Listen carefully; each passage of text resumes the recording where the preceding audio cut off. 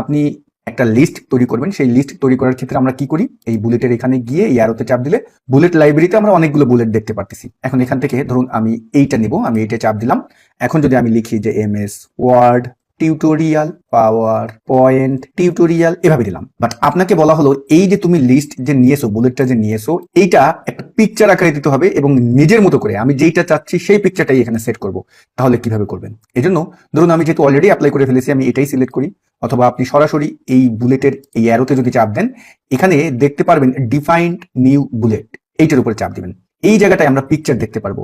পিকচারে আমরা একটু পরে আসি, আমি এখান থেকে সিম্বলে যাচ্ছি। সিম্বলে চাপ দিলে আপনি দেখতে পারবেন সিম্বলের গ্যালারিটা ওপেন হয়ে যাবে। এখন কোন সিম্বলটা চাচ্ছেন, যেটা কিন্তু আমার এই বুলেট লাইব্রেরিতে নাই। ধরুন আমি এখন এইটা চাচ্ছি, এইটা সিলেক্ট করে আমি যদি এখন ওকে দিই, তারপর যদি আবার ওকে দিই, দেখুন এখানে কিন্তু খুব সুন্দরভাবে চলে আসলো। এবং এই বুলেট লাইব্রেরিতে যান, এখানেও কিন্তু আপনি এই অ্যারোটা পেয়ে যাচ্ছেন। আপনি যদি কোনো পিকচারকে আনতে চান, সেটা কিভাবে আনবেন? তাহলে আমরা এই বুলেটের অ্যারোতে গেলাম, ডিফাইন নিউ বুলেটে গেলাম, এখানে পিকচারে চাপ দিবেন। ধরুন আমি অনলাইন থেকে আনবো, আমি অনলাইন থেকে আনলাম। যদি আপনার ডিভাইসের থাকে তাহলে আপনি ডিভাইস থেকে নিয়ে আসতে পারবেন। আমি এখন এই সার্চ বক্সে লিখবো MIST Microsoft office logo PNG. ধরুন আমি এইটাকে সেট করব।